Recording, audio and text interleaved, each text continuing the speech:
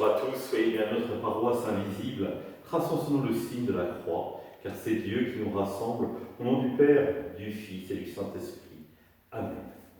Prions pour nos frères et sœurs malades.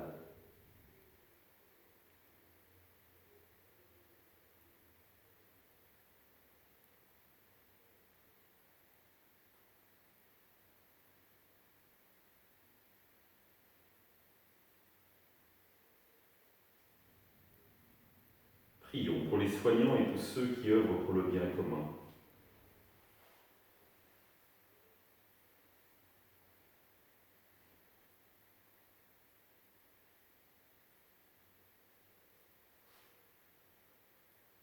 Prions pour ceux qui sont en angoisse, la solitude, que l'Esprit Saint vienne les visiter.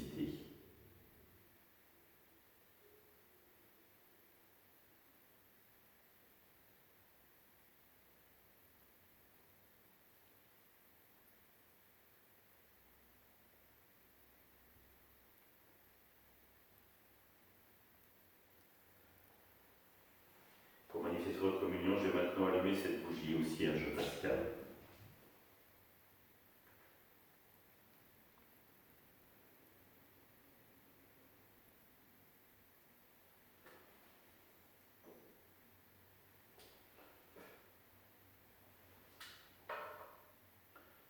Dans l'évangile de Matthieu. Alors Jésus appela ses 12 disciples et leur donna le pouvoir d'expulser les esprits impurs et de guérir toute maladie et toute infirmité. Voici les noms des 12 apôtres.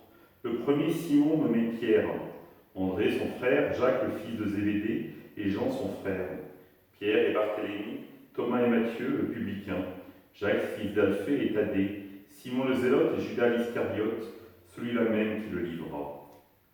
Ces 12, Jésus les envoya en mission avec les instructions suivantes. Ne prenez pas le chemin qui mène vers les nations païennes et n'entrez dans aucune ville des Samaritains.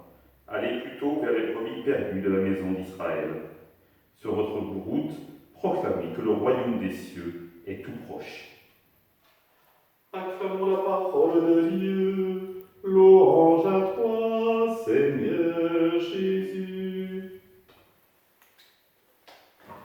Jésus appelle 12 apôtres qu'il a certainement soigneusement choisis. Et on peut le penser, il y a dû avoir une certaine fierté des apôtres à être choisis.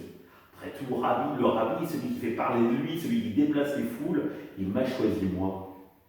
Quelle chance! Et là, immédiatement, Jésus les appelle pour les envoyer en mission.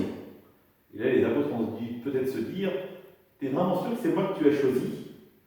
Après tout, il y en avait certainement d'autres qui pouvaient aller en mission pour annoncer le royaume de Dieu. Pourquoi moi? Ça fait partie du mystère de l'appel. C'est-à-dire que c'est Dieu qui sonde les cœurs. Et nous ne savons jamais pourquoi, finalement, en profondeur, pourquoi c'est nous qui l'appelle. Il y a une dimension de confiance à avoir. Mais nous pouvons être sûrs d'une chose, c'est que s'il nous appelle et s'il nous envoie, c'est pour avancer sur un chemin de bonheur, parce qu'il nous aime, parce qu'il veut nous faire grandir. Oh, cela ne sera certainement pas forcément toujours de tout repos, mais c'est à la vie qu'il nous appelle. La gloriole, c'est pas là le problème. Le problème, c'est de réaliser la présence et l'amour de Dieu au cœur de notre vie. Comment cela va changer notre vie. Et combien finalement, dans ces cas-là, nous réalisons cet appel à la sainteté que Dieu veut pour chacun d'entre nous. Alors oui, Seigneur, je ne sais pas à quoi tu veux m'appeler, mais aide-moi à ouvrir mon cœur, à ouvrir mes oreilles, pour que je puisse répondre, à entendre cet appel, y répondre. Et donne-moi la force de ton esprit, pour que je puisse le vivre pleinement, sans orgueil, en toute humilité, avec simplicité, en étant alors un témoin véritable, comme tu le souhaites. Ensemble, nous prions.